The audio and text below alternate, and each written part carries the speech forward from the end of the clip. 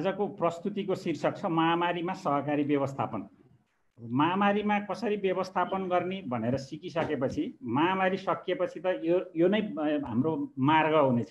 किनभने महामारीमा नै व्यवस्थापन गर्न सक्ने सिप भनेको, क्षमता भनेको सहज अवस्थामा त पक्कै पनि हामीलाई यसले सजिलो बनाउनेछ र यसले चाहिँ हामीले महामारीको अवस्था लगायत महामारी समाप्त भइसकेको अवस्थामा पनि हामीले सहकारी संस्थालाई व्यवस्थापन गर्न सक्नेछौँ।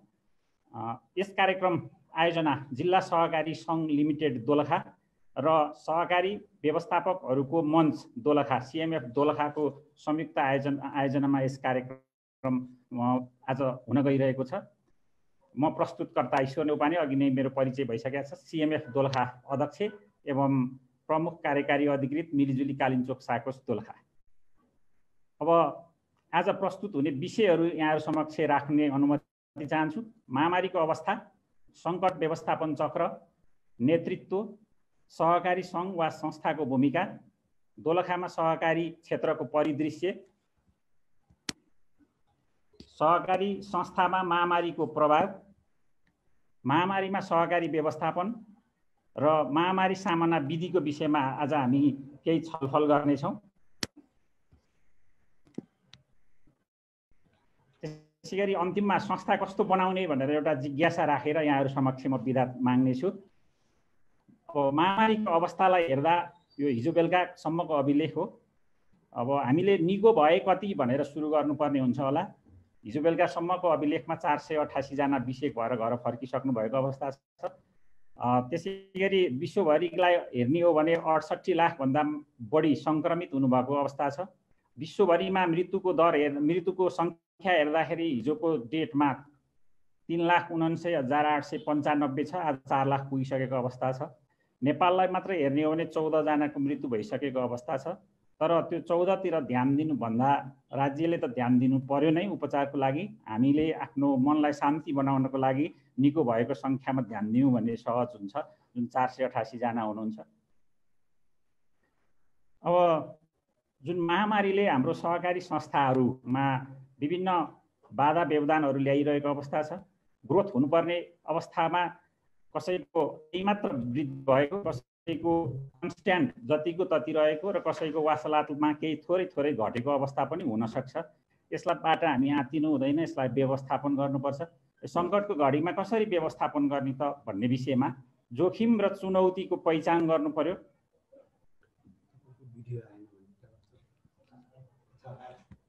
त्यसैगरी जोखिम र चुनौतीको रोकथामको उपायहरू खोजी गर्नु पर्यो। जोखिमलाई न्यूनीकरण गरिने विधिहरूको खोजी गर्नु पर्यो। जोखिम व्यवस्थापनमा लाग्नु पर्यो र सहकारी संस्थाको सेवालाई निरन्तर रूपमा अगाडि बढाउन सकिन्छ त्यसलाई ध्यान दिनु पर्यो। र महामारीबाट ओह्रालो लागेको जुन कर्भ छ त्यसलाई हामीले उकालो लगाउनु पर्छ। यसमा हामी प्रतिबद्ध भयौँ भने सक्छौँ र यसलाई सकेरै देखाउनुपर्छ र सफल गरेर देखाउनुपर्छ। अब यसरी सफल हुनलाई ओह्रालो लागेको अथवा कन्स्ट्यान्ट रहेको अवस्थालाई माथि चढाउन लिडरसिपको प्रमुख भूमिका हुन्छ। लिडरसिप भन्नाले यहाँ जस्तै सञ्चालक समितिलाई लिन सकिन्छ। त्यसैगरी म्यानेजमेन्ट व्यवस्थापनतर्फको कुरामा सिनियर म्यानेजमेन्टलाई लिन सकिन्छ। उहाँहरूले संस्थाका विभिन्न कामहरूमा सपोर्ट गर्नु पर्यो, मोटिभेसन जगाउनु पर्यो, काम गर्ने कर्मचारीहरूलाई मोटिभेसन दिनु पर्यो। लक्ष्यहरू के छन् त्यसलाई विश्लेषण गर्नु पर्यो। त्यसपछि कन्ट्रिब्युसनका कुराहरू, योगदान के गर्न सकिन्छ हेर्नु पर्यो। टिमवर्क हुनु पर्यो अनि सक्सेस हुन्छ र यसरी सक्सेसको बाटोतर्फ लाग्नु पर्यो। अब सहकारी सङ्घ संस्था लिमिटेड भनेर राखेको छु, किनभने हामी आज सङ्घ संस्था दुवैमा आबद्ध व्यक्तिहरू छौँ। यो चित्रमा देखाइ जस्तै सहकारी संस्थाले आफ्ना सदस्यहरूलाई जसरी यो छाता रूपी आर्थिक कारोबार गरेर उहाँहरूलाई चाहिँ सुरक्षित ढुक्क बनाउन सक्नु पर्यो। त्यसैगरी सङ्घले पनि आफ्ना संस्थाहरू, जुन सदस्य संस्थाहरूलाई यो महामारीको बेलामा सकेको कुराहरू, वित्तीय कारोबारमा सहयोग, त्यसैगरी उत्प्रेरणाका कुराहरू आदि कुराहरू गरेर सङ्घले संस्था जोगाउनु पर्यो, संस्थाले सदस्यहरूलाई जोगाउनु पर्यो। र हामी अप्ठ्यारो परिस्थितिमा छौँ भनेर आत्तिनु भएन। विफलताको बेला नै सफलताको बिउ रोप्ने सबैभन्दा राम्रो समय हो भन्ने एउटा भनाइ रहेछ। परमहंस योगानन्दले भन्नुभएको रहेछ। यो अहिलेको परिस्थितिलाई काम लाग्छ भनेर यहाँहरू समक्ष राख्ने अनुमति लिएँ। त्यसै गरी ठुलो मान्छे को हो भन्ने विषयलाई यहाँ राख्न चाहन्छु। ठुलो मान्छे त्यो होइन जसले 2-4 जना नोकर राख्न सक्छ। ठुलो मान्छे त्यो हो जो 2-4 जना नोकरको काम आफै गर्न सक्छ। भनेपछि यसको आशय भनेको हामी मेहनती हुनु पर्यो। हामी सहकारी कर्मीहरूलाई यस भनाइले सिकाउने रहेछ। अब दोलखामा सहकारी क्षेत्रका परिदृश्यहरू राख्न चाहन्छु। यो अब केही कुराहरू त नेपालभरि पनि मेल खान्छ र हाम्रो जिल्लाको अवस्थामा चाहिँ कार्यक्षेत्र पहाडी भूभाग मात्र छ। इन्टरनेटको सहजता छैन। दक्ष जनशक्तिको व्यवस्थापन गर्नुपर्ने अवस्था छ। दक्ष जनशक्तिको विकासमा प्राथमिकता कम छ।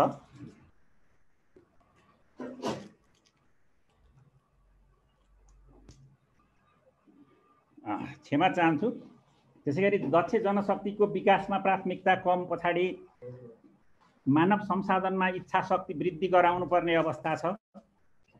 सूचना प्रविधिमा हामी लगानी गर्नलाई अलिकति हिचकिचाएको हो कि भन्ने अवस्था छ।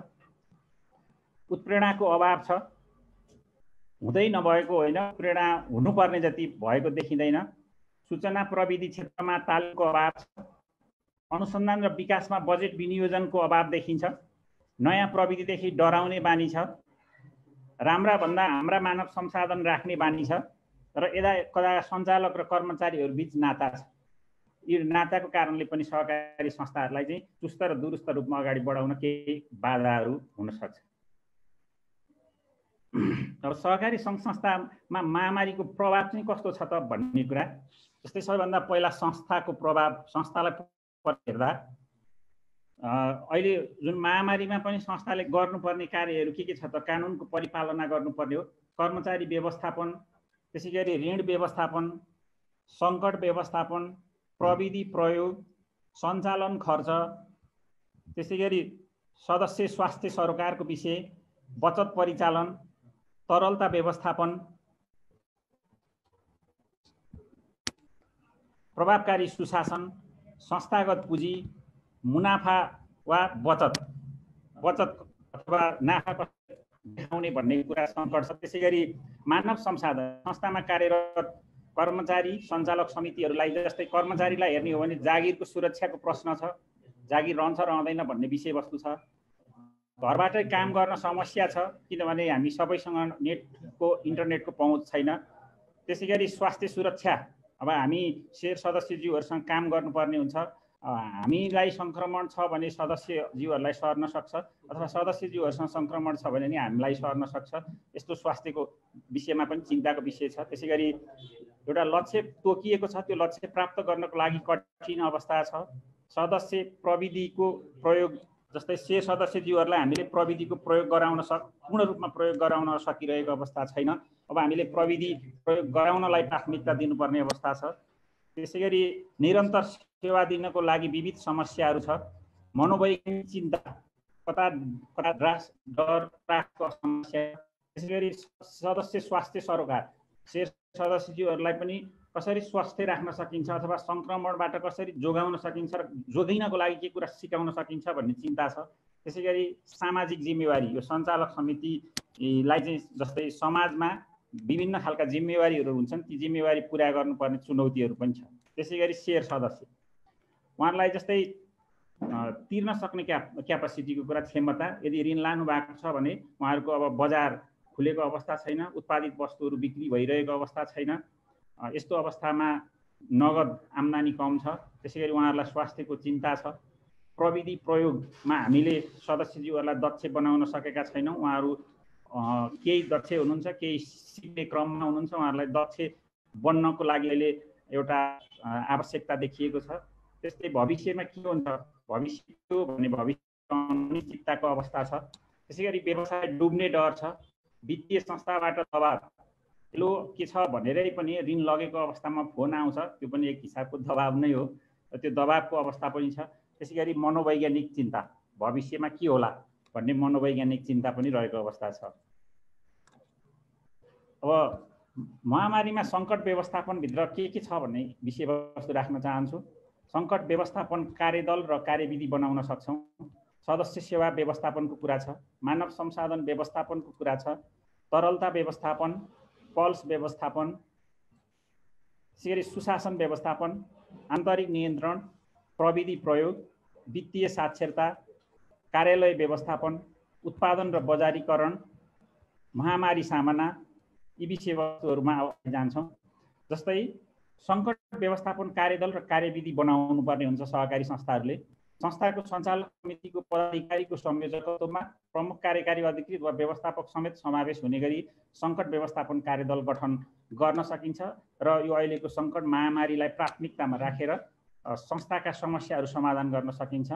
त्यसैगरी संस्थाको सञ्चालक समितिले सङ्कट व्यवस्थापन कार्यविधि निर्माण गर्नु पर्यो र कार्यविधि अनुसार काम अगाडि बढाउनु पर्यो। त्यसैगरी सदस्य सेवा व्यवस्थापनको कुरा छ। संस्था सदस्य सम्बन्ध व्यवस्थापन, संस्था र सदस्यको सम्बन्ध एकदम नजिक बनाउनु पर्यो। संस्थाप्रति सदस्यको विश्वास वृद्धि गराउनु पर्यो र सदस्यले पनि संस्थालाई जोगाउन प्रयत्न गर्नु पर्यो। त्यसैगरी संस्थामा मानव संसाधन हुनुहुन्छ, जस्तै सञ्चालक समितिले शेर सदस्यज्यूहरूलाई आफूले नेतृत्व गरेर संस्था जोगाउन र सदस्यहरूलाई पनि जोगाउन लागि नेतृत्व गर्नुपर्ने अवस्था छ। त्यसैगरी बचत फिर्ता व्यवस्थापन, जस्तै सहकारी संस्थाहरू हाम्रो जिल्लामा निरन्तर रूपमा खुलिरहेको सेवा शेर सदस्यज्यूहरूलाई सेवा दिइरहेको अवस्था छ।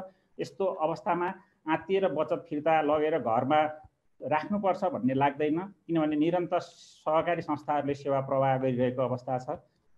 त्यसैगरी ऋण लगानी व्यवस्थापन, कति संस्थामा तरलता बढी होला, कति संस्थामा तरलता कम होला। यदि बढी छ भने ऋण लगानी गर्ने अहिलेको अवस्था अलिकति अप्ठ्यारो अवस्था छ। यो ऋण लगानी गर्दाखेरि पनि कुन क्षेत्रमा लगानी गर्ने, त्यो शीर्षकमा त्यो क्षेत्रमा लगानी गर्दा फाइदा के छ, बेफाइदा के छ, संस्थालाई पनि फाइदा बेफाइदा हेर्नु पर्यो, शेयर सदस्यलाई पनि फाइदा बेफाइदा हेर्नु पर्यो। यी कुराहरू चाहिँ हामीले व्याख्या गर्नुपर्ने अवस्था छ।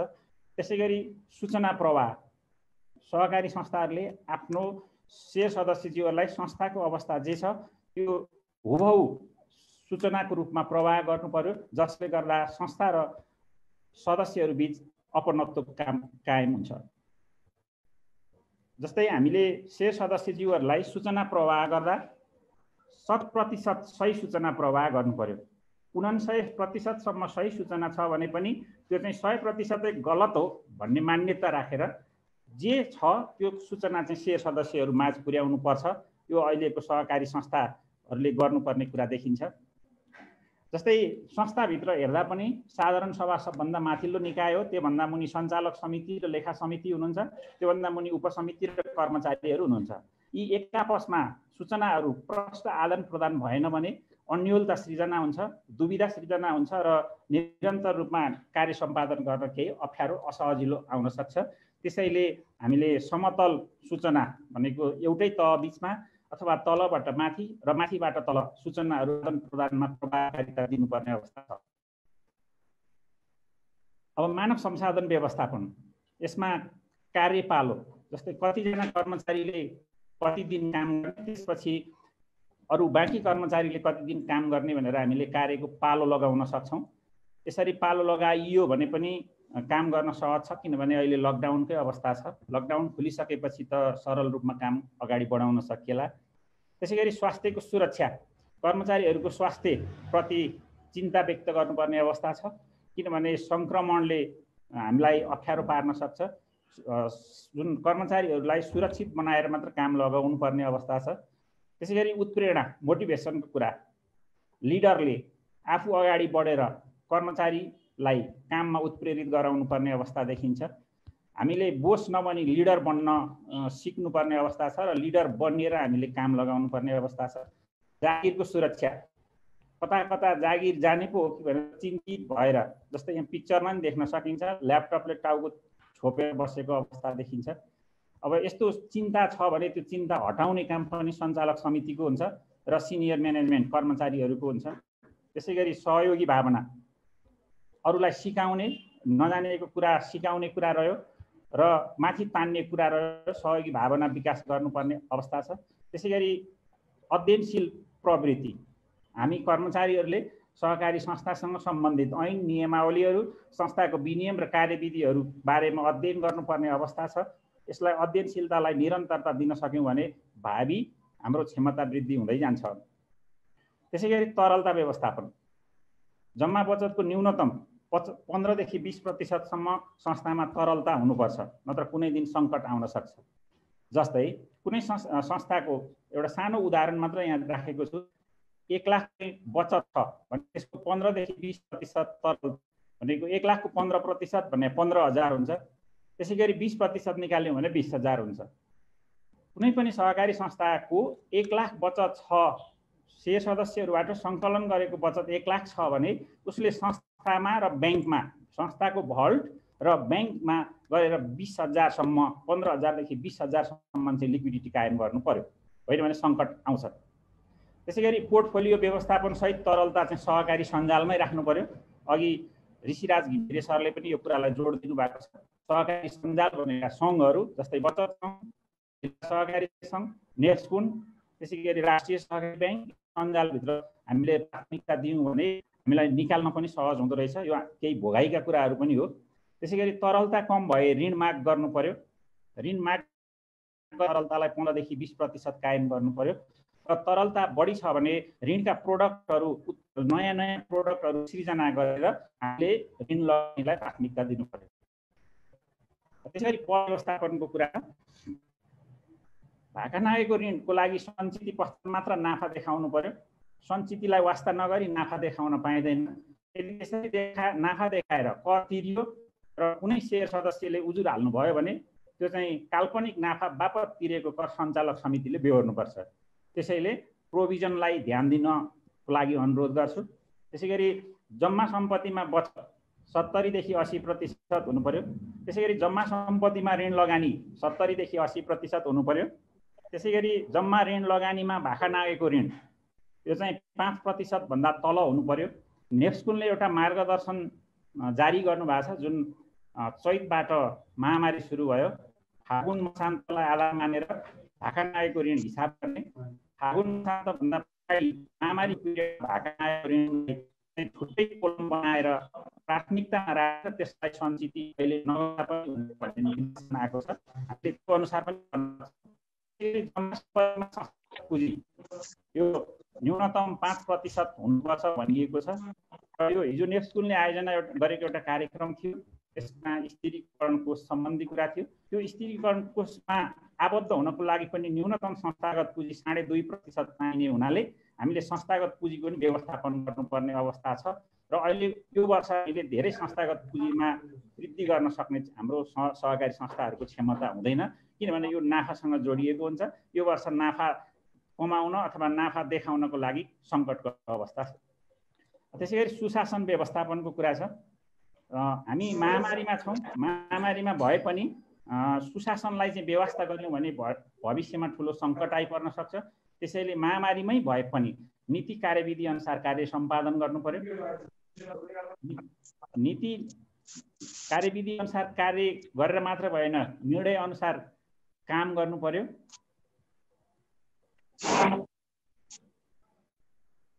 सञ्चालक समिति र कर्मचारी बीच सीमारेखा हुनु पर्यो। जस्तै पोलिसी मेकिङ, नीति बनाउने काम सञ्चालक समितिले गर्नु पर्यो र नीतिलाई कार्यान्वयन गर्ने काम चाहिँ कर्मचारीले गर्नु पर्यो। जस्तै यो बीचमा मैले यहाँ एउटा बोर्डर लाइन सीमारेखा भनेको छु, यसलाई 10 गजा रूपमा नै हेर्न सक्छौँ। जब नीति बनाउने कुरामा कर्मचारीले हस्तक्षेप गर्छ भने वा नीति लागू गर्ने कुरामा सञ्चालक समितिले हस्तक्षेप गर्छ भने त्यस्तो सहकारी संस्था सफल संस्था हुन सक्दैन, त्यो कुनै दिन धराशयी हुन्छ। त्यसैले नीति निर्माणमा हामी कर्मचारीहरूले हस्तक्षेप नगरौँ र नीति कार्यान्वयनमा सञ्चालक समितिले हस्तक्षेप गर्नु हुँदैन। त्यसैगरी सुशासन व्यवस्थापनकै विषयमा भल्टमा भएको भौतिक नगद यो सामान्य कुरा छ, तर यो अलिकति जटिल कुरा छ। सामान्य कुरालाई पनि हामीले जटिल रूपमा हेऱ्यौँ भने संस्थालाई सुरक्षित राख्न सक्छौँ। जस्तै बाँकी कति नगद छ त भन्दा साउन 1 गते कति नगद थियो, त्यसमा आजसम्मको प्राप्त नगदलाई जोड्ने र आजसम्मको भुक्तानी गरेको नगदलाई घटाउँदा मानौँ 16,890 रुपैयाँ पैसा देखिन्छ भने त्यो पैसा वासलातको सम्पत्ति पक्षमा नि 16,890 नै देखिनु पर्यो। त्यसै गरी त्यो 16,890 वासलातमा देखिन्छ अथवा हामीले सफ्टवेयर प्रयोग गरेका छौँ भने सफ्टवेयरमा नगद जति देखिन्छ त्यो टोटल नगद 1000 का नोट कतिवटा छन्, जस्तै मानौँ मैले यहाँ उदाहरणमा 10 वटा राखेको छु, 10,000 भयो। 500 का नोट कतिवटा छन्, 10 वटा 5,000 भयो। 100 का नोट कति छन्, जस्तै 10 वटा सपोज गरे हो मैले, यो 1000 भयो।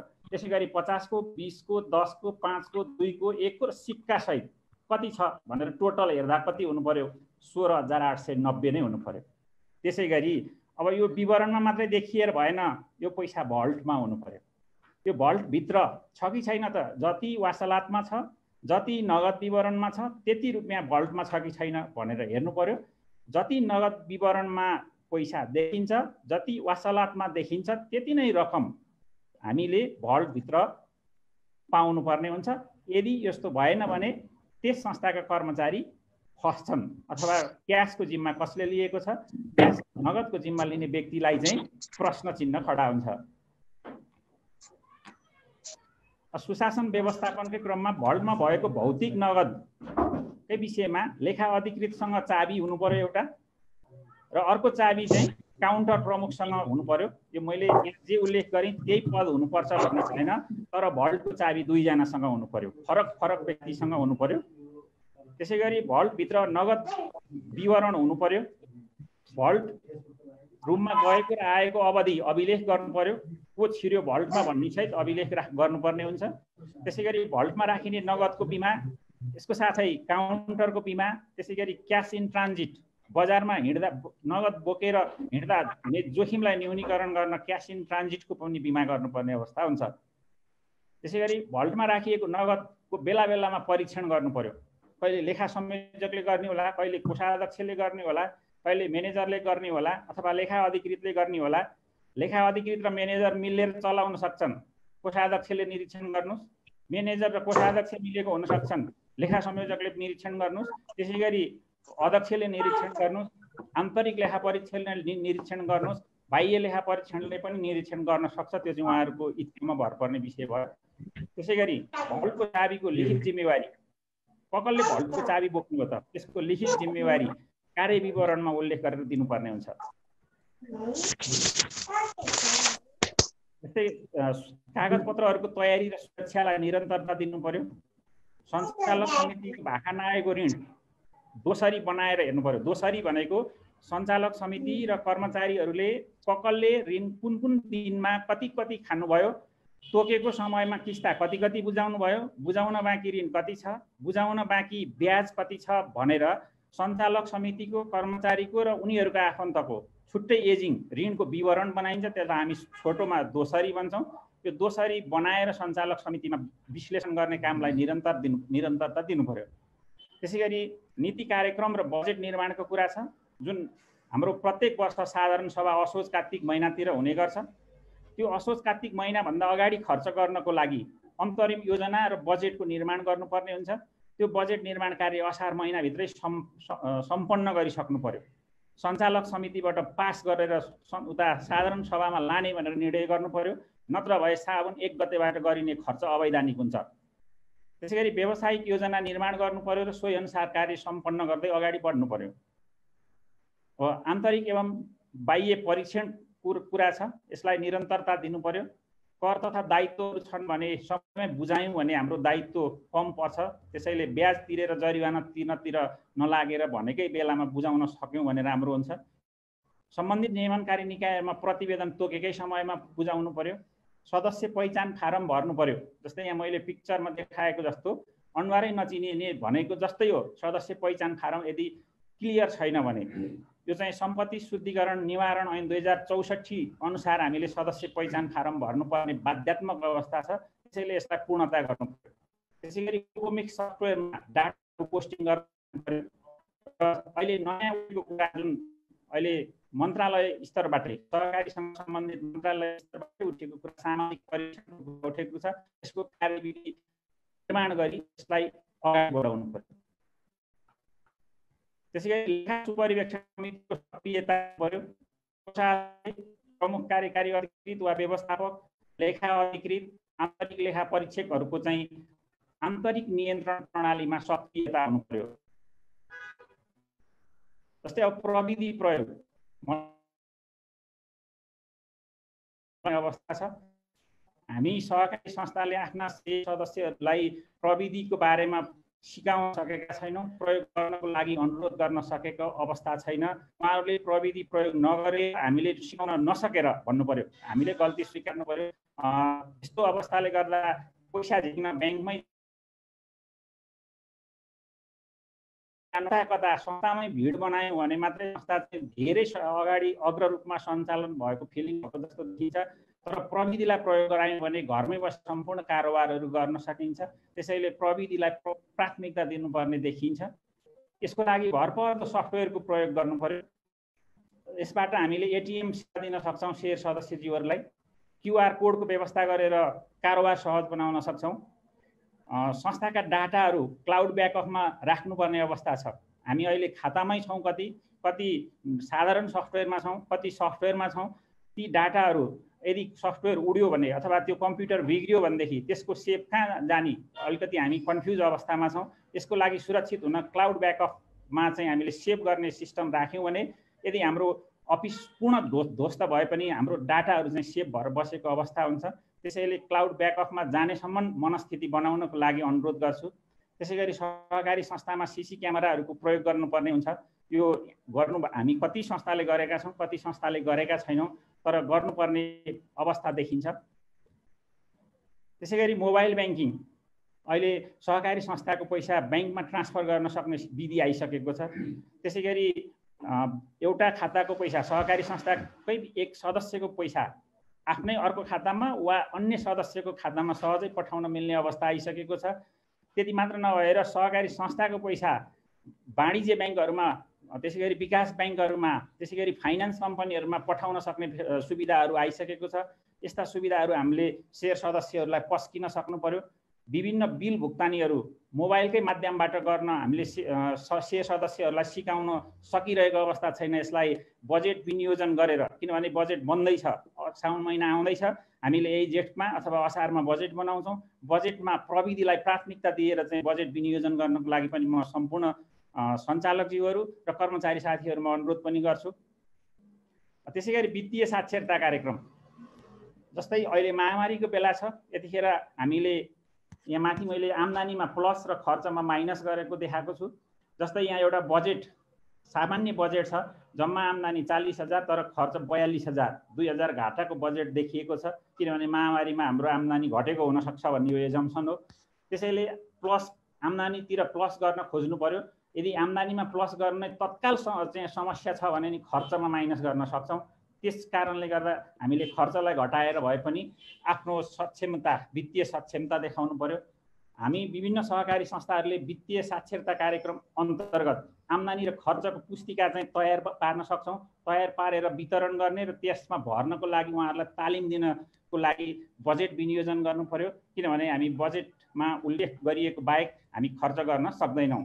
त्यसै गरी एउटा सानो सजिलो लाग्छ, यो के प्रस्तुत गरे होला जस्तो देखिन्छ, तर यो हाम्रो लागि होइन, शेयर सदस्यज्यूहरूको लागि मासिक शुद्ध आम्दानी कति हो भनेर हामीले सिकाउनु पर्ने बाध्यता छ। जस्तै अघिकै अङ्कलाई मैले यहाँ लिएको छु, 40,000 आम्दानी, 42,000 खर्च, 2,000 लस बजेट छ। यदि हिसाब गरेनौँ भने हाम्रो नियमित रूपमा लस हुँदै जाँदाखेरि भविष्यमा ऋणको भारी मात्रै हुनसक्छ। त्यसै गरी आवश्यक र अनावश्यक खर्चहरू के हुन् भनेर शेयर सदस्यज्यूहरूलाई हामीले सिकाउनु पर्ने अवस्था छ। यसमा मैले पिक्चरमा अनावश्यक खर्च भनेर र आवश्यक खर्चहरू भनेर राखेको छु। जुन यो पिक्चरको सोर्स चाहिँ रिजर्भ ब्याङ्क अफ इन्डिया हो, उनीहरूको पिक्चरलाई मैले यहाँ प्रयोग गरेर यहाँहरू समक्ष राखेँ।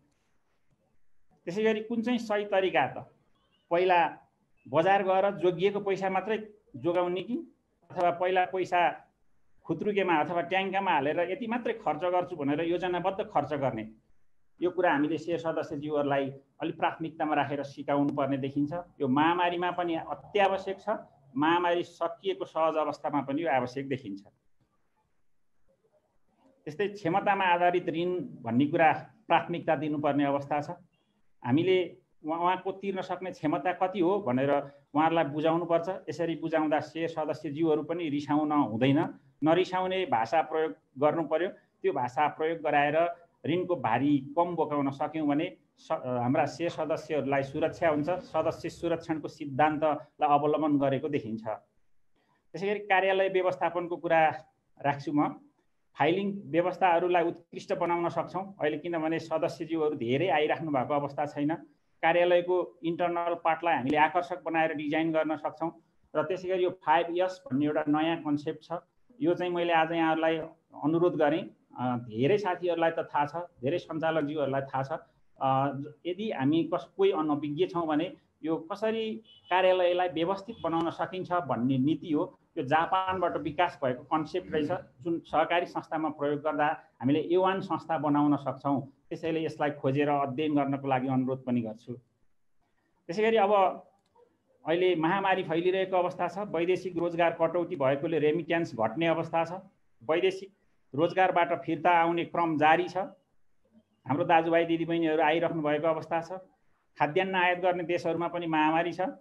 खाद्यान्न सङ्कट आउन सक्ने सम्भावना छ।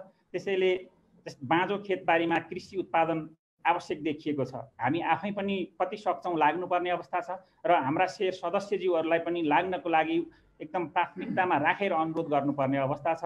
यदि हामीले कृषिलाई प्राथमिकता दिएनौँ भने अर्को आर्थिक वर्षमा भोकमरी हुन सक्छ। त्यसैले खाद्यान्न सङ्कटलाई ध्यान दिँदै बाँझो खेतबारीमा कृषि उत्पादनतिर हामी पनि लागौँ र आफ्ना सेयर सदस्यहरूलाई पनि लाग्नको लागि उत्प्रेरणा दिनुपर्छ। अब महामारी सामना विधि जस्तै हामी आत्तिएर हुँदैन, आत्तिए पनि रोग आउँछ र नआत्तिए पनि रोग आउँछ। त्यसकारणले समस्यालाई स्वीकार्नै पर्यो।